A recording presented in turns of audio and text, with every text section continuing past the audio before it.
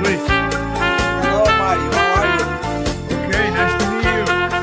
It's nice to meet you too. It's an honor for me. Yeah, well, Thank you for being here. sure. Yes. Let's start talking. Sometimes we do these interviews on Instagram with a lot of people asking questions, and today will be different because it's on Zoom, and I will repost it on YouTube and Facebook later, Okay. all edited, so everyone can see it again and watch it and rewatch it again. And we'll answer a lot of things because I, if your team on Instagram remembers, I'm a big defender of the burp since Yes. long time ago, not just from now. And I had have a lot of discussions about that because some people is not because they don't understand how burp should work, and Right. that's why it's so good to have you here because for me it probably saved my career. The Wow. burp brought me That, back to playing when I lost my playing. So let's talk about that, and it was really important. So do you want to tell us first who are you, where you are from, and how you did start on the music first of all? okay. So I was born here in the San Francisco Bay Area in Berkeley, and uh, and my father was a barber. My grandfather was born in Sicily, um, and That's why my your name. yeah, and my grandmother was also born in Sicily. So I have deep Sicilian roots, but Yes, not too yes. deep so that I don't get into trouble, right? So, Yeah. so, but my father, so he was a barber, but he played banjo and guitar. My mother played concert piano. So there was a lot of music in the tradition of everybody in the family played something, mandolin or whatever, and we sang a lot. So I had a lot of music, and I went to my aunt's basement one day and I found a cornet, and I picked it up and I figured out how to make a sound. I don't know how, and started picking out tunes. And my uncle would say, "Play so and so," and I'd try to figure out. So I did it all on my own, and then I was lucky enough to have these supportive parents, and you know how important that is. And they said, "Well, we have to get you a teacher." And they went to the music store and they asked around, and this guy said, "Yes, you should study with so and so." So I had this incredible first teacher. His name was Eddie Smith, and he actually played with Earl Father Hines in his band. He was actually the only white guy in the band, and he was a terrific player and an amazing teacher who had me playing out of the Arbenz book and Clark, but also in those days, we're talking about, I was born in 1942. So I go back to the dark ages, but in those days, there was only one 78 record that had blues in B flat on one side and blues in F on the other side. And he had me playing along with one record. And he would just say, "Listen, listen, listen." Awesome, awesome. And that's the way we did it. And then he had me transcribing Bunny Berrigan and a few Louis solos.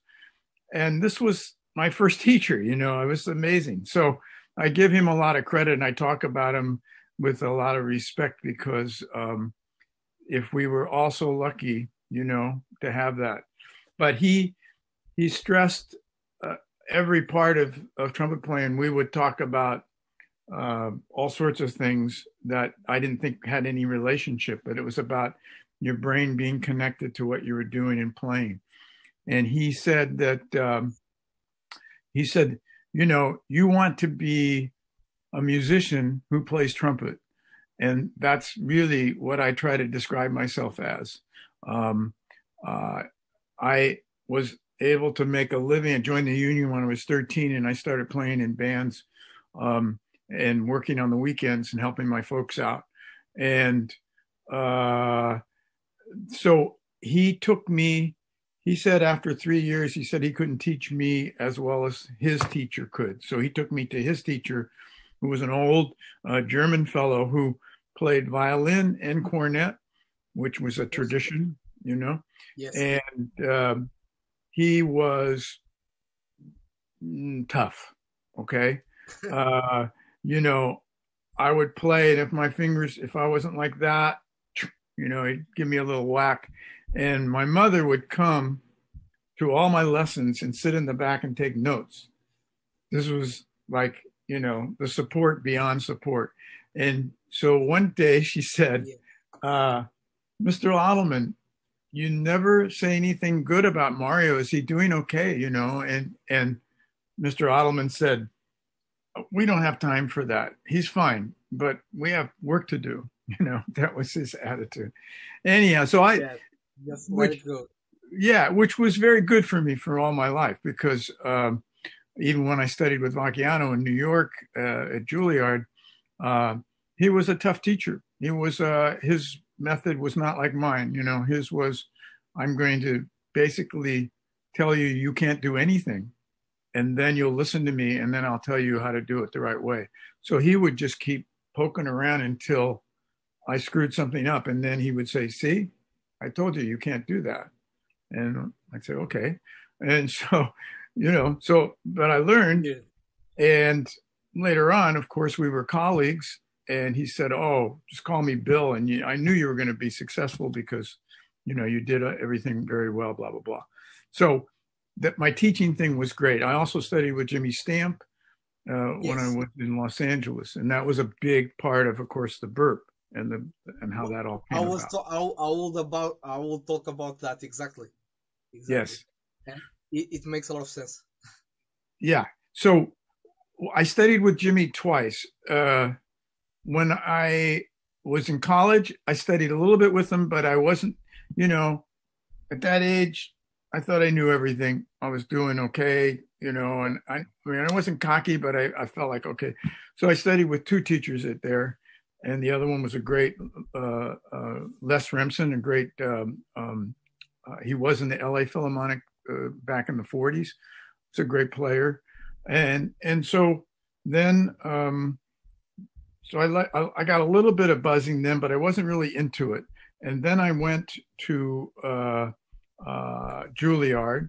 And then when I came back, I got the job in the LA Philharmonic when I got out of Juilliard in 1966. Straight away from Great. Juilliard to the LA.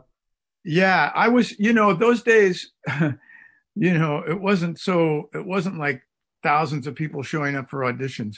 I mean, when I was in New York, I was playing Radio City Music Hall, American Ballet, Extra. Yes. Vacchiano got me on 1 week with the New York Philharmonic, which was like, like going from the little leagues to the New York Yankees. It was like, whoa. But, and then I was playing salsa bands after hours with Lou Soloff and some great players in New York. So I was jiggling a lot of things, trying to find my voice, and see what I was going to do. And I had done some work with some groups in in Tahoe, which was like a Las Vegas kind of lounge act. And I was playing behind them. And man, that was hard work, right? It was like boom, boom, boom, boom, boom at 1 hour straight, play hard. And I thought, wow. And it was at midnight in the morning to 3 in the morning. And my dad said, are you going to be a teacher? Are you going to be a player like here? Or what are you going to do? And so then I started thinking more about being in an orchestra. So my friend, Tom Stevens, was in the LA Philharmonic, and a couple other friends, Roger Bobo, the tuba player, Miles Anderson, the trombone player, and they were all there. And they said, we're going to have an opening. So I auditioned when they had an opening, and it was a great bunch of players that I auditioned with. I mean, these were friends of mine from Los Angeles, Ronnie Rom, Tony Plogue, Malcolm McNabb. Wow. Yeah, these were all guys that they auditioned, right?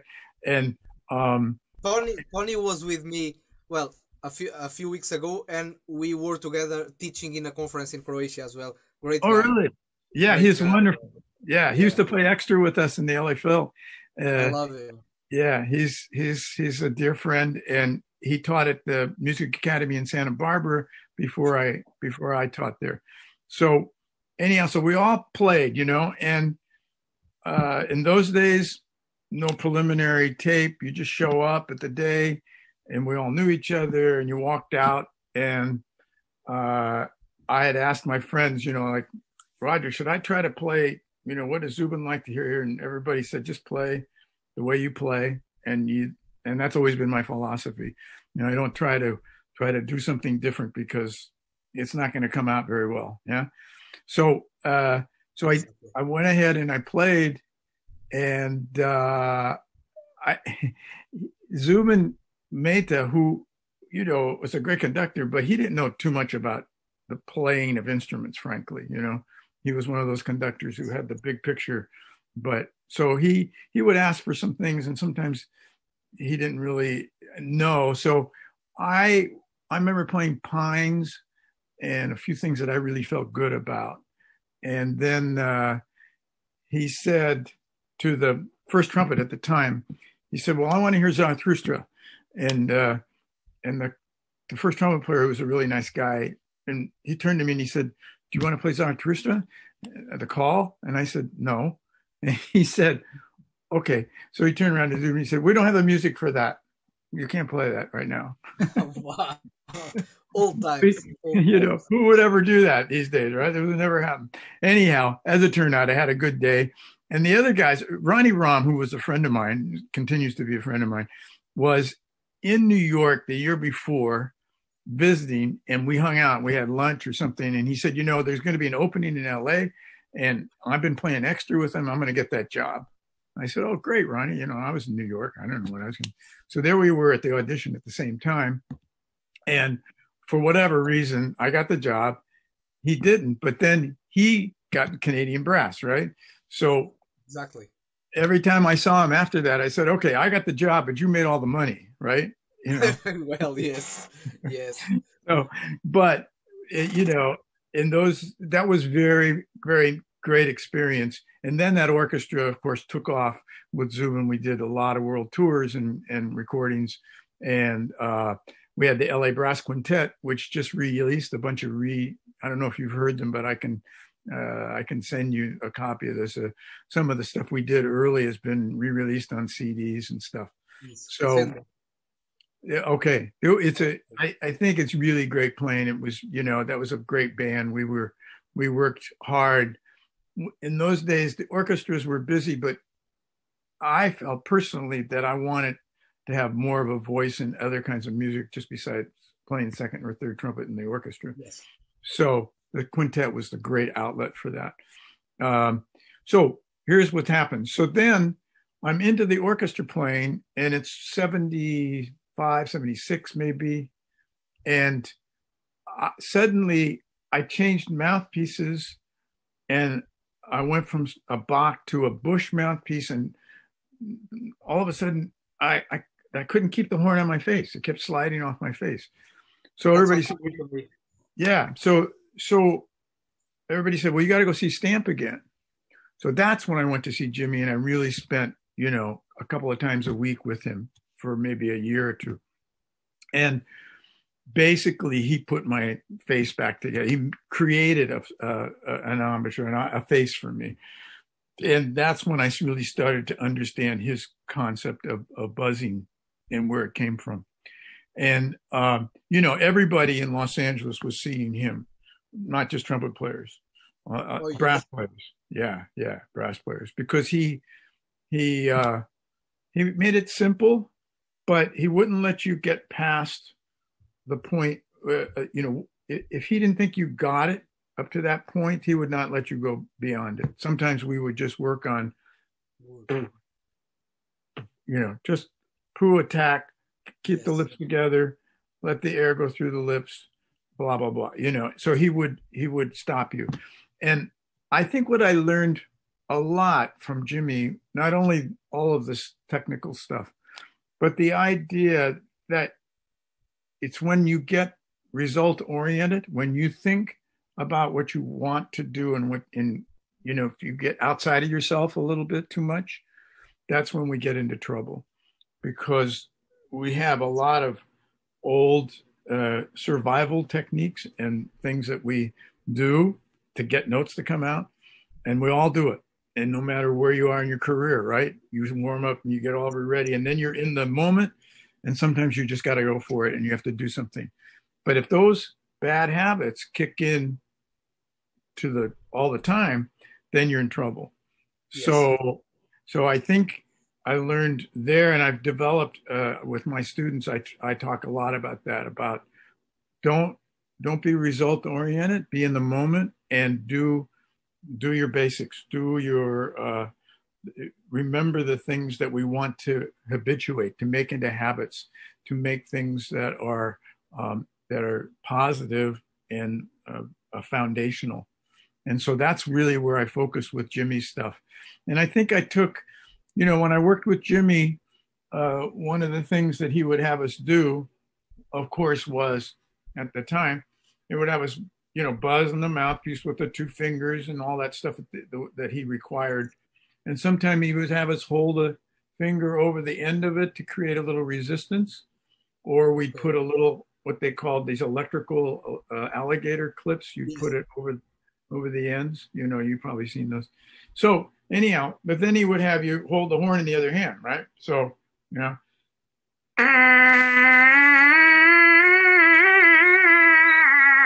do stuff like that. So I thought, and a student of mine actually came back from Europe at that very time, and somebody had made a kind of a crude setup where you could put the mouthpiece into the horn, blah, blah, blah. So I want to say that little crude model was that, along with my work with Jimmy, was kind of where the burp came from. Okay. And it was after he died, not until after he died, just shortly after that I created the burp. And it was basically for my students. I wanted them to have this action, this ability to hold the instrument in the way that we all hold it, because it's always different, right? And the way you put it on your face, and that's different than this. Yes. So, that's why I like it. Yes. Yeah, it's a reality, right? And so you can see with a student, when they put it on their face, they do the way they play, and then you can fix things. Yes. And there is a lot of muscle memory and tonal memory in your fingers. So if you do, if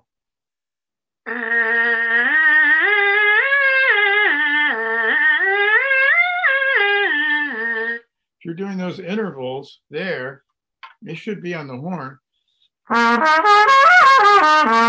because you pulled back the covers to see what was going on here. For me, the burp is like X-ray hearing. It's like being able to go into the production.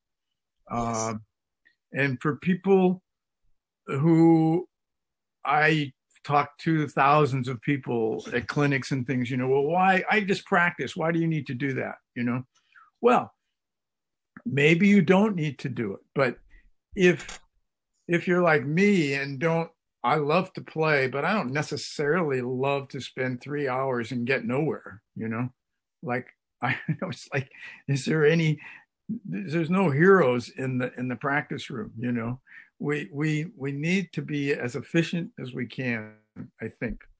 And in all the playing that I did with the Philharmonic, and then in the studio work, especially, because you'd walk into 9:00 in the morning, you sit down and somebody puts a bunch of music in front of you. So there is no time to say, well, I hope it's not like you can pray and go, I hope I have a good day today.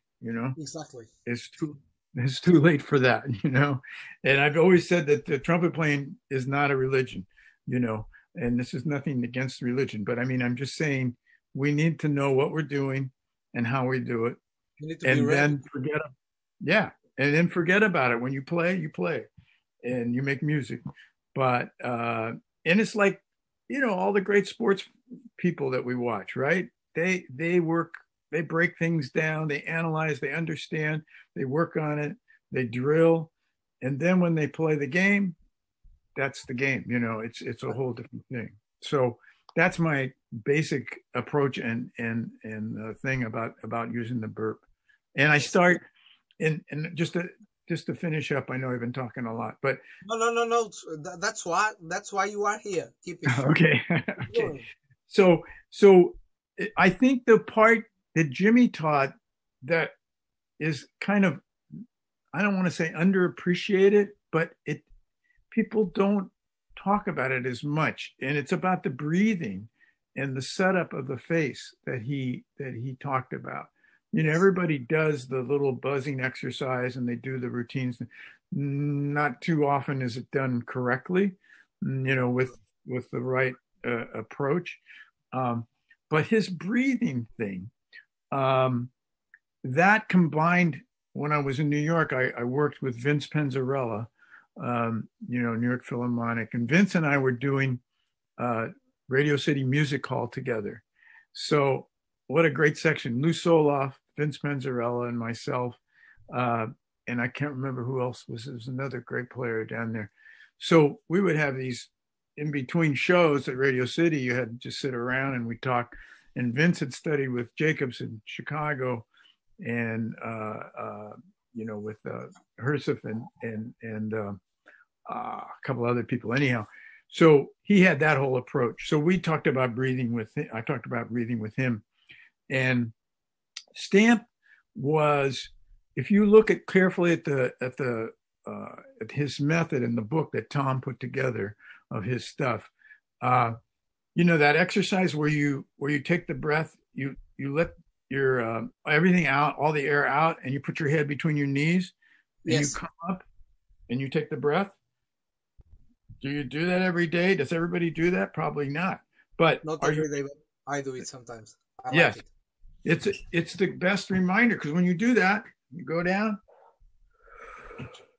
you come up, and you're set, and everything's open, right? And you've engaged your core to hold the breath in, and that's critical that we don't always do. So I have a whole bunch of breathing exercises I do with students to make sure that they can, for instance, they can take a breath. 1, 2, 3, 4. That they can do that, because then the breath isn't controlling them; they're controlling the breath, and the breath is the sound.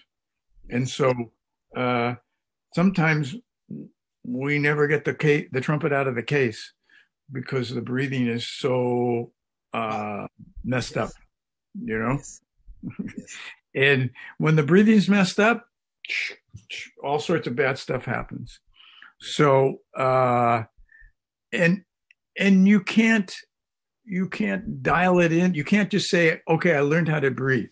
I've had students where I've given them, I have this little thing called the breath awareness tool I put around your waist, to just keep them aware of the expansion and holding. And they'll do it for a week and they'll say, okay, I got it. And I'll go, yeah, really? I don't think so, but play this. And I'll pull out a Chalier or something. And as soon as they are into playing the music, nothing. The breath is gone. The horn's going into their teeth, and the sound is right. So it's you can't get ahead of yourself. If you want to be efficient and really productive, you need to make that habit every time. And Stamp used to say that. If you read carefully, he says, take a breath, bring the lips together, the hup breath. There you are. And before you put the mouthpiece, any pressure the quote is, before any pressure is added to the embouchure, the lips must be together and the breath must be taken. So, he didn't talk about the no pressure system or anything else, but he just said that's what you have to do. And if you do that, and then you add everything beyond that, like you add. So I did, and he had the free buzz thing going, right? Too. Yes. I imagine you probably do a little bit of that. Yeah. Well, I want to get to that point with you. trying to Okay. understand some things, because that was one of the problems that damaged my embouchure Ah, later, because I done it wrong, and I feel a lot of my students doing it wrong as well now. so how So did that happen? I mean, so I stopped. I was a professional player, high level in Portugal, and I've been in the army band for 5 years, and then I've been a homeless for 3 years when I left the army. So I didn't play at all for that 3 years that I've been an homeless. And then I moved to England. I've been another year and a half without playing. So let's say 4 years and a half without playing. When I came back, I thought it was like play. Do you know when you cycle? We say cycling is for all life, innit? When you know it, you know it. It's not. So I mhm. bought a trumpet, and I thought, now I know how to play high. I know how to play loud. So Yeah, I right. started straight away, because I was a professional before, and my embouchure was not ready. So Hmm. I started with stamp, because I loved it. We use it a lot in Portugal, but wrong, and we're gonna get there. So, and I saw a lot of your videos talking about this on internet. Is one video that you are doing like a masterclass with another guy, like an interview on the same room about the Yes, bird yes, and the bat, yeah. and yes. So I used to do the free buzzing, but I done it so much, and my embouchure, my face was so fragile at the time, was not formed at all, so I had no muscles, that my bottom lip started rolling to the top of the bottom teeth, like Ah, this. And when I was going up, I was doing,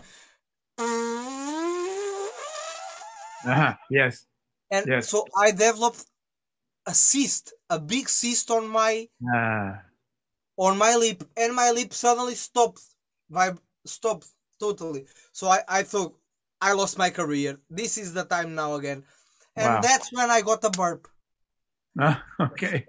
But Okay. but that's when I got a burp, and when I went to see, but what is the stump method? What is the idea? And I found your videos. I got a burp, and I started just doing this on the just with the burp, not with the trumpet. Right. So just getting close, just blowing Hmm. to create that first impact of the, as soon as the mouthpiece touches here, it starts vibrating. And it took me 1 month and a half on the burp, just on the burp, to take my vibration back, and then yes, started um properly Right. understanding more. And you said something that I want to ask you, because Yeah. I see everyone in Portugal, the burp is really famous in Portugal, and I'm talking about when I was in the army, everyone used it already, Yeah. and I had one. But the funny thing is, here in England, we suppose that here is a first world country, even better than Portugal. Everyone should know it. Weird.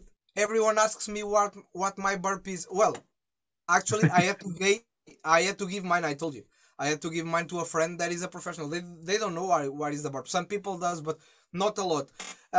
And everyone does the stump.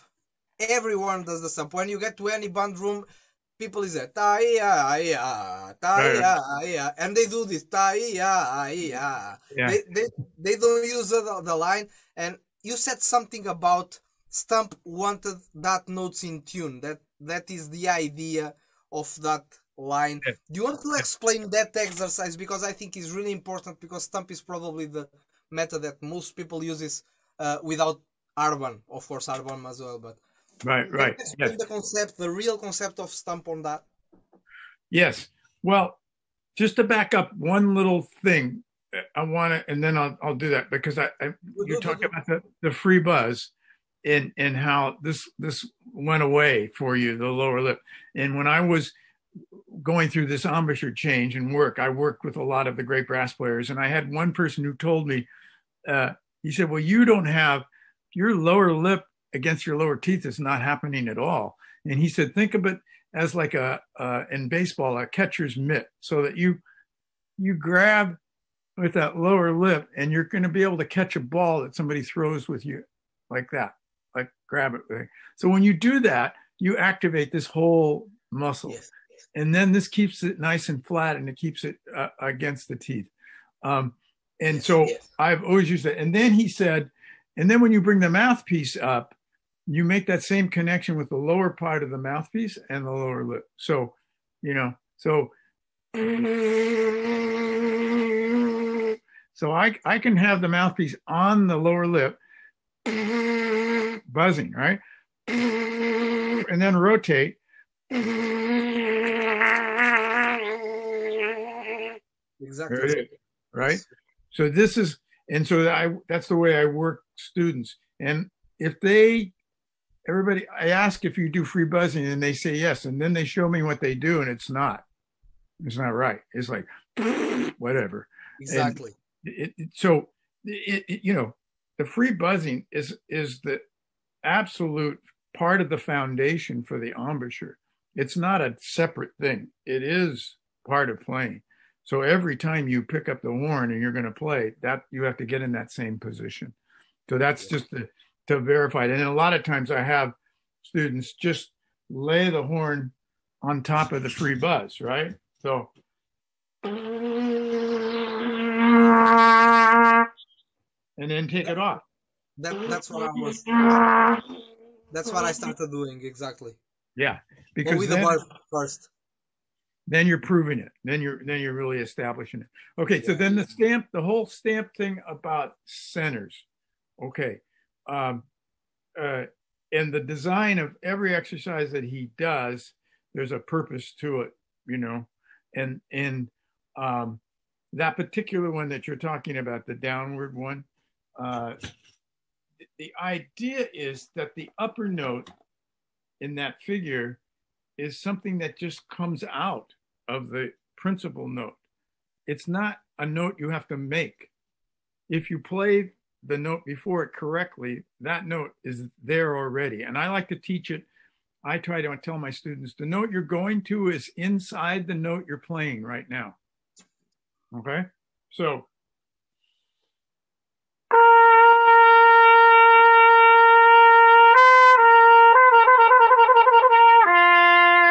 I can trill that note really easily because I'm playing very strongly in the middle of the C, right? And then to reinforce that, he said he uses the bend, right? And the bend does the same thing by making what? I have to teach my students all the time, what is it doing? And people say, oh, it's relaxing your lip. No, no, no. It's making the air go faster. Yes. It's focusing the stream. So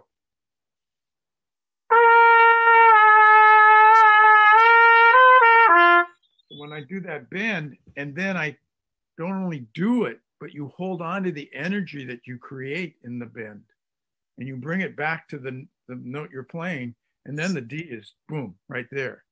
In fact, I make a whole exercise, kind of an extension of that concept by doing bends and doing intervals out of bends, right? So if you do,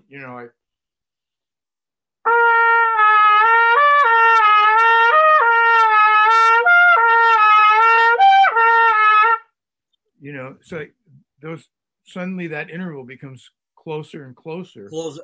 That makes sense because you use that bending pressure, the energy that you are putting there to. Yeah. To just, Håkan Hardenberger talks about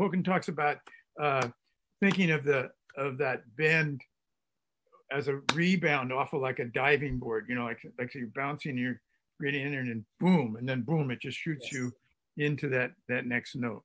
And so if you do the stamp that way, then everything logically comes out of that, the range. And he uses the pedal notes the same way, right? So when people play pedals and they don't do any, I can't believe, why do you bother to play a pedal note if you're not going to do it right and use it as a way to understand the energy you need to play the notes, Exactly. So you have to, as soon as you get into the pedal register,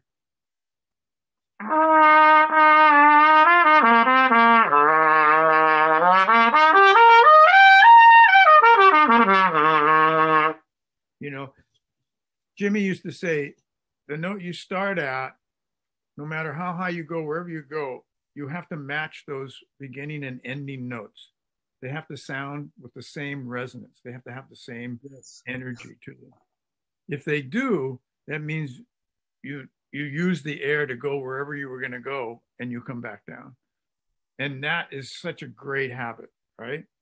So that, it turns your head around. When you have something that you're going to play and it's an ascending figure, if you're worried about where you're going instead of staying focused on where you are, you're going to be in trouble. Yes. Well, always. And that's one of the biggest problems every time, yes. Of course. And it gets everybody into results. Like, I've got to I got to, like, even if it's a tune, like,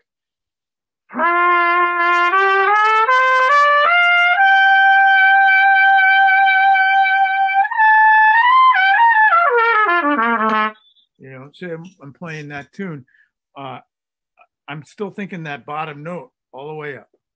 I'm staying right on it, And this this is the strength of your mind strength.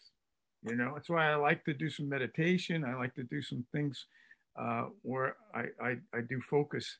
And I think as trumpet players, we don't even realize how meditative and how strong, how much we use that when we play well, how you can close out those other things around you. Like people will say, well, how do you deal with nerves? How do you do? Well, if you're playing focused, you should be in a different place. You shouldn't be of course we all get nervous, but you should be able to stay right there, Yes. And it really helps when you have those moments like that. Yes. But I could go through all the stamp stuff, like the interval studies where you do the jumps, like right.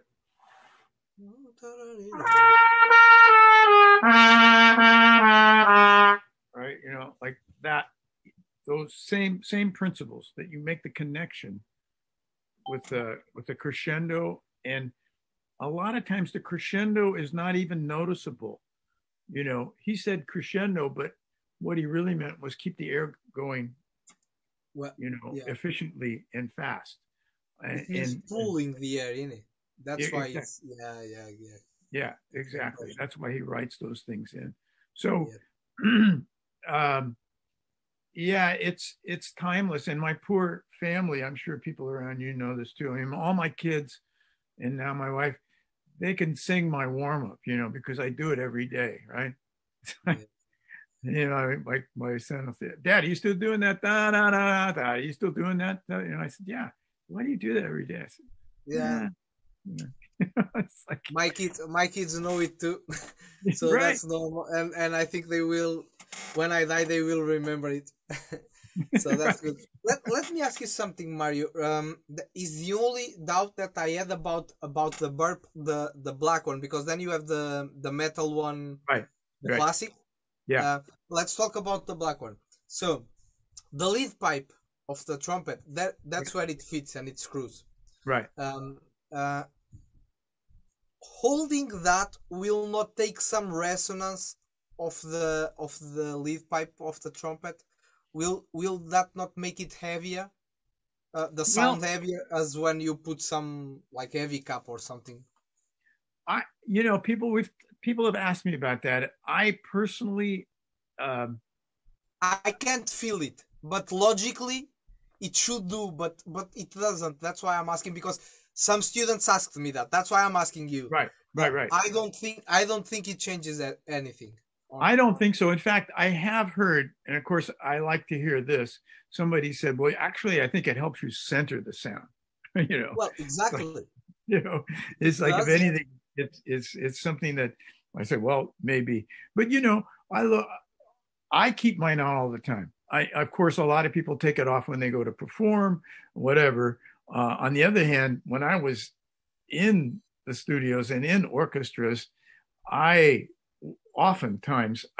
famously was playing in the San Francisco Opera. I played principal for a while in that orchestra when I came up here to San Francisco. And I remember one time I had an entrance coming up, and I played it quietly. The orchestra was playing something else, and I was just buzzing it quietly on my BERP, right? Of course, the classic story. I forgot to take it out of the burp. The entrance came up, conductor gave me the cue, and the buzz came out. I was buzzing it instead of playing it. And of course, the rest of the guys in the brass section thought that was really very funny. The conductor did not think it was funny, and I didn't think it was very funny. But anyhow, so the point is that I use it when I'm in situations like that, and I can remember, I can remember doing in orchestras before I had to open the, like the last movement of Tchaikovsky 4 or something, and I'm thinking, well, I'd like to play that note before, but you know what? If I just take a breath and go, that's where it is. That's the horn is just the amplifier. This is where things are happening. So I don't think that's the problem. But a lot of people, that's why we brought the classic back, because a lot of people like the feel of the brass and they like the feel of putting it in the horn and not on the horn. So, but I think the more important thing is that it's at the same place with the new one. Exactly. Yeah. And for young students, especially in the lower brass, you can make more resistance so that they can learn how to buzz into resistance. Yes. And that's another big fallacy, I think, in the brass world. And I think it's probably a lot in the UK. I mean, the way they play with such a beautiful dark sound and the whole conical approach, if you will, that I think that's why the burp it doesn't resonate too much maybe with those people, but because they think that if you are creating resistance, you're going to ruin your sound, and that you're not going to get that big lush sound. And I don't think it's true either. No. Yeah. But for me, it was really hard to adapt here in the UK to play. Yeah. Because our conception in Portugal is much more based in America and French school, maybe. So different. Here they have the German dark big sound and right. that fuck thing is totally different. But I love the burp and especially to warm up. For example, we have a lot of troubles. I think is especially trumpets, because it's too loud and they don't want you to be warming up, and so right. you just put your buzz there. And for example, you are talking about the resistance, but that little plastic that you control the resistance if you wanna right. show them. Yes, right there. It also can make you make the sound a bit quieter if you close it. Yes. Which helps you if you really want to warm up really quiet. You just close the holes and it can be there. Yes, and it's awesome. It has a lot of things. On my book, on my method, I have one trumpet method that I've done, and I talk about the burp in the beginning to all my students. The burp is the only tool that allows. I just never tried the butt. The breathing. Yes, I think it's awesome, the idea, and everyone should have one, but here is not for sale at all in the UK. I couldn't find it, so I never got one. But the burp is the only thing that I used to start my day on the burp when I had that problem, right? Mm-hmm. And so buzzing, doing stump, that exercises that are on the book, then going to the horn. If I went to the horn and something was wrong, I used to take the horn out. Let's go to the burp again and try to find where the problem is. And I could feel if were my lips, if was my breathing, my tongue on the burp and on the horn not. And people says, but why not? Because on the horn you are playing, you are taking care of other things already and sound, and on the burp you are just focused on that feeling and that face that you talked about. And I think that is incredible what you've done. I know you have new products. Talk now what you're going to say, and then I will ask you about the other products you have now. Okay. Let me give you one other quick thing about the burp that is not in the stamp book that I like to use. I like to use it with sirens. I think that we have the advantage when we're buzzing of making every sound between quarter tones, half steps, microtones, whatever. So if you practice a siren and can keep it resonating,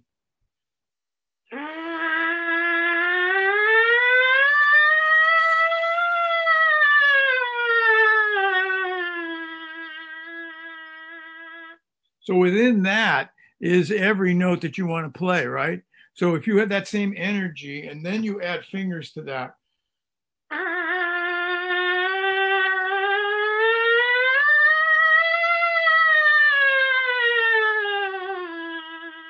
right? And then you Exactly. play on the horn the same way.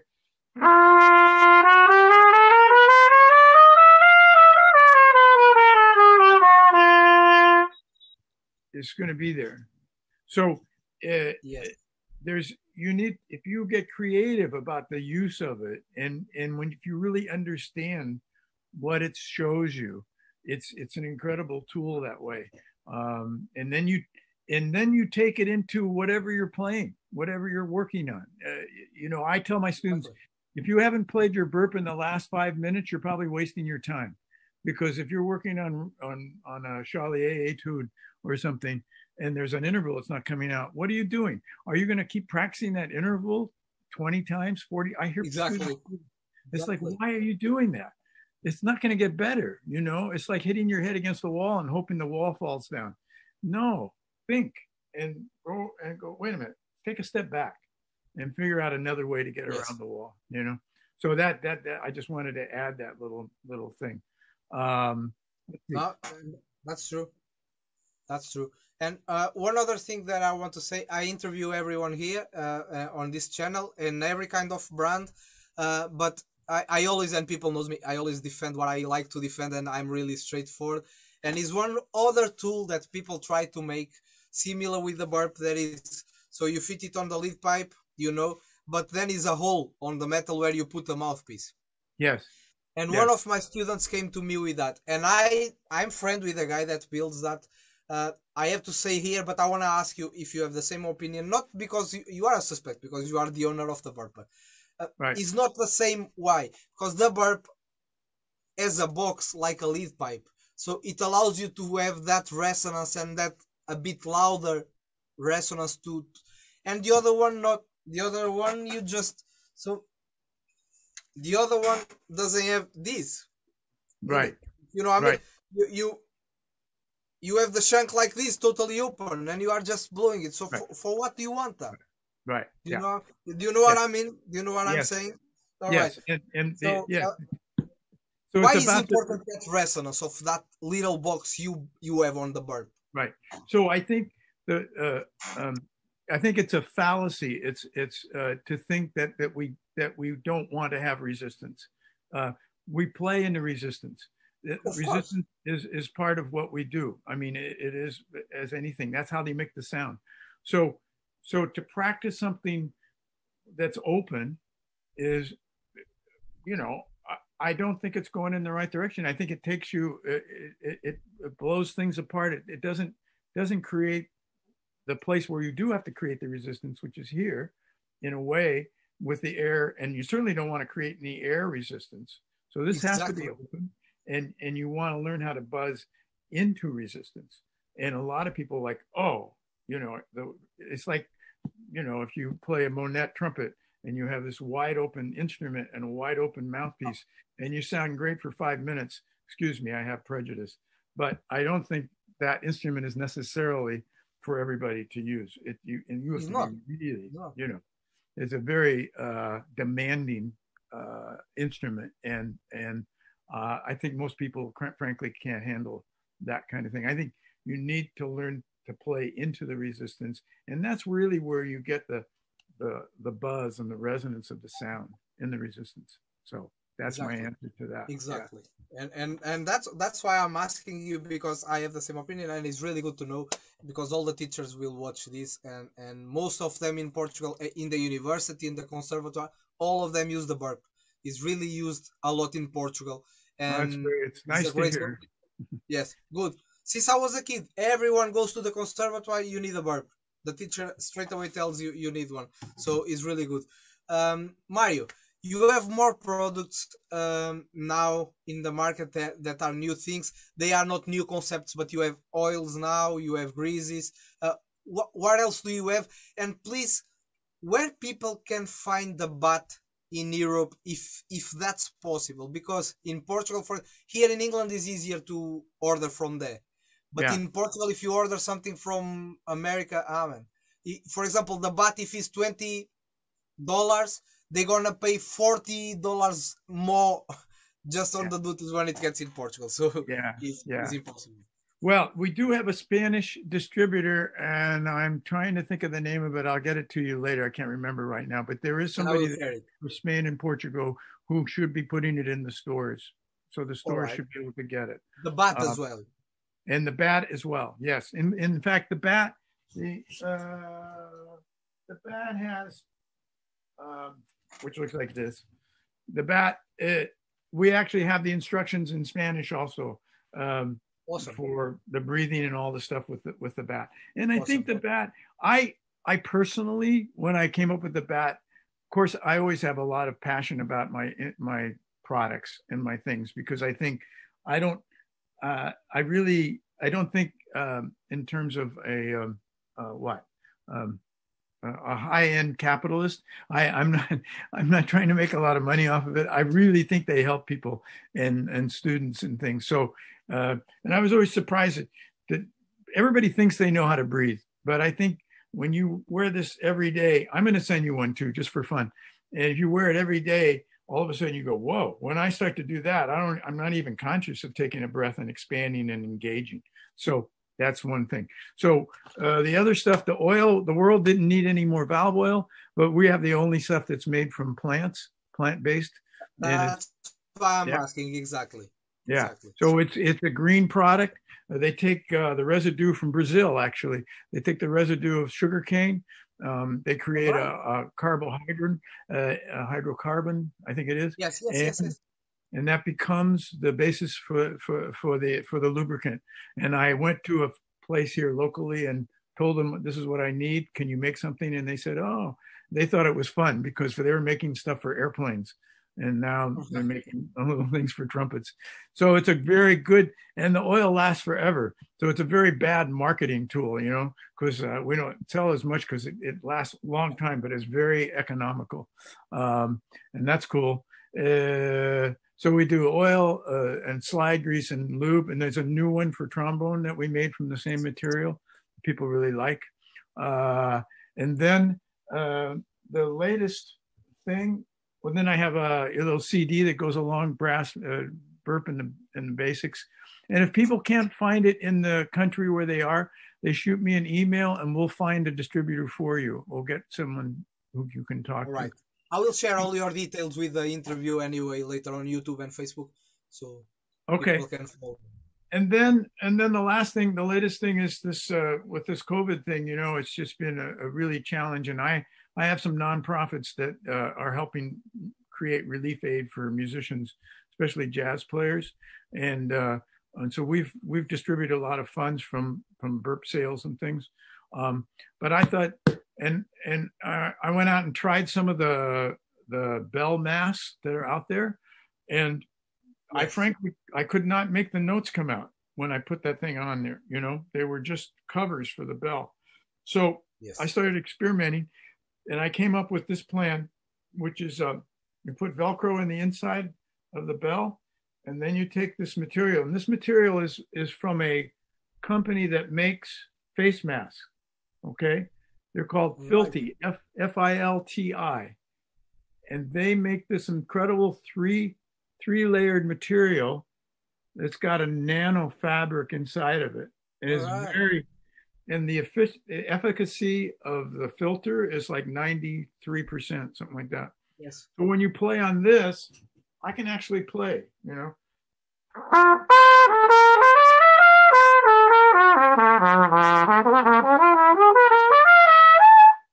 Right? You can make the notes come out.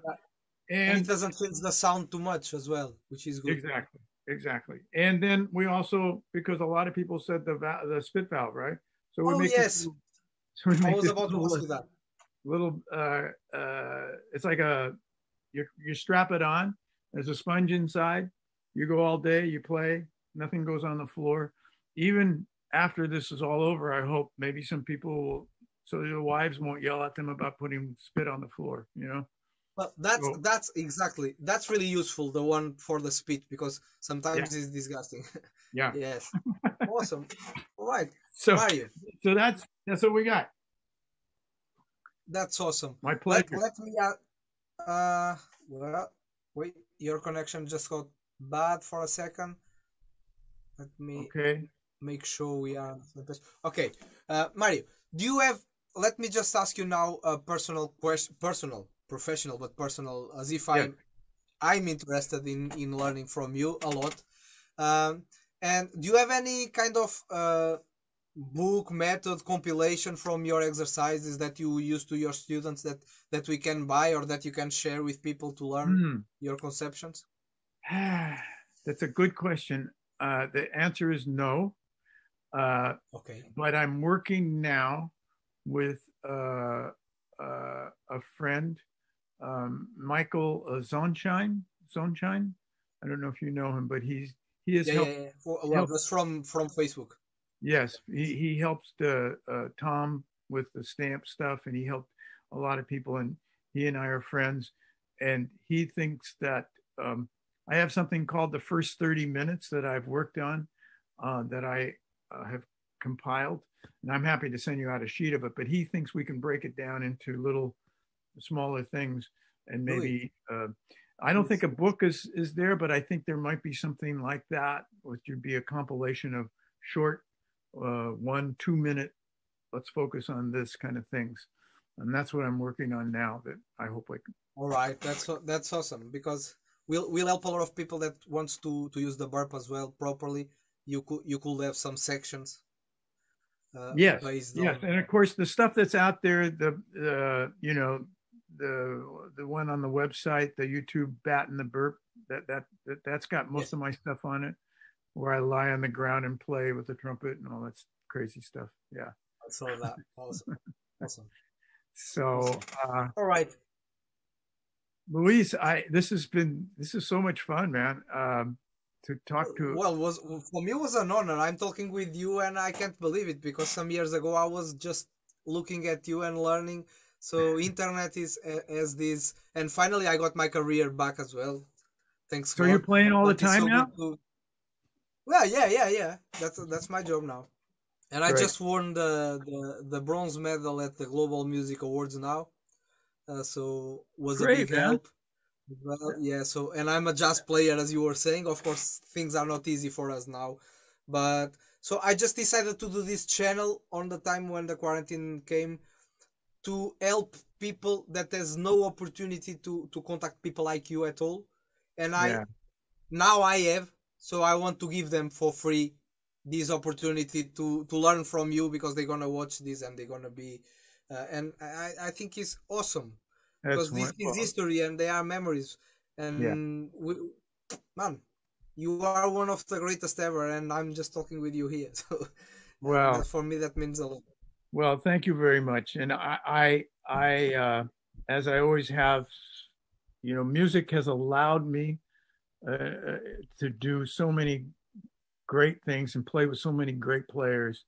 Uh, I'm just really, I have a lot of gratitude for that. And at this point in my life, you know, it's all about every day. It's for me, it's a way to give back.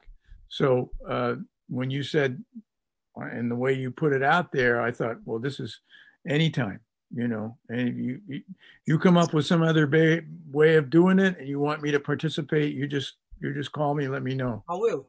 We and will make a master. We will make a master class with Tony Plog. that'd be I will, great. but and probably Alan Visuti again, and I want probably the three of you, but in a Zoom conference with a lot of people here watching us and talking with us, and will be different. Will be a That'd be different way, cool. but we will keep in contact. I played with Alan in the studios and got to know him pretty well. He's a wonderful Awesome. guy. I interviewed him about 3 weeks ago as well. Man, he's mad. He's he's mad. I Yes. don't know how he does that that things, but all right. Yeah, he's. Mario, thank you so much. God bless you, brother. Thank Really. you. And it's an honor for me. Thank you so Keep, much. keep in touch, man. Take care. Love. We will. We will. We will. God bless you. Take